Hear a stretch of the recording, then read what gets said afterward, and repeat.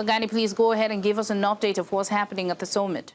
Yes, Queen, absolutely. It's now closed doors discussions here. The leaders of the SADC countries are gathered for this important regional meeting. And this morning we had President Cyril Ramaphosa's speech, who addressed challenges and opportunities that are facing the SADC region. President Cyril Ramaphosa highlighting the significance of this SADC meeting, and also saying that SADC remains a vital part of the region, especially when it comes to mobilizing finances for Ebola in DRC. We know that there is an outbreak in DRC, and also speaking to the security matters in the region. And a big focus on his speech was the SADC free trade area, where he spoke about open borders, where the region has to be open to its borders, especially within the African region and also the SADC region. However, President Cyril Ramaphosa didn't shy away from addressing a sensitive issue of migration.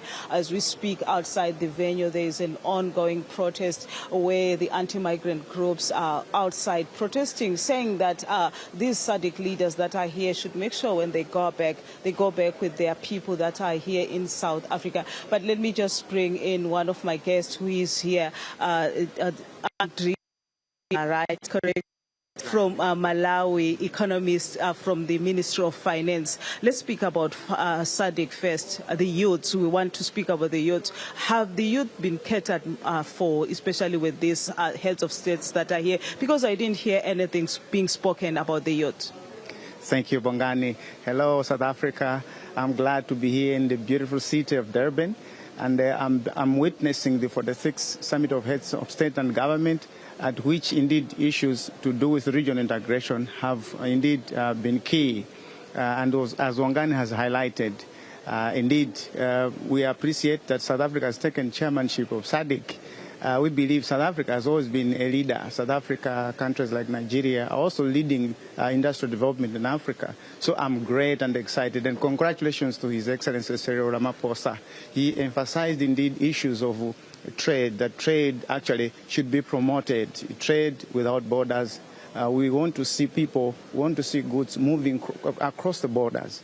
However, as we mentioned, regional integration, issues of migration have been at stake here. For information on Ghani, Malawi, South Africa, and other countries within the SADC have actually shared resources, a key resource being labor. And when we talk of labor currently, it's youth. Across Africa, youth comprise 60%. In my own country, youth comprise 80%. I'm talking about 18 million Malawians being less than 35 or less than 35 years of age. And so they look out for opportunities not just within Malawi. And South Africa being a regional hub, that's why you have seen a lot of youth, not just Malawi, trekking down to South Africa. So indeed, as we talk trade, we also need to look at how do we absorb our youth into the economic activities so that they too contribute into the transformation of the region. So I know, much as the youth were not specifically mentioned, but we cannot talk of development minus the youth, who are actually a key stakeholder of the regional economic infrastructure. And the issues of migration, we are seeing anti-migrant protests also ongoing outside the venue. But SADC, we are one. And these regional leaders on the agenda, I spoke to President Cyril Ramaphosa, and he said migration is on the agenda. Yeah, exactly. Bongani, why these conflicts? Opportunities are always scarce. That's why we will fight, all right? So in the first place, it's an open region. That's why you have people moving from one region, one country to the other.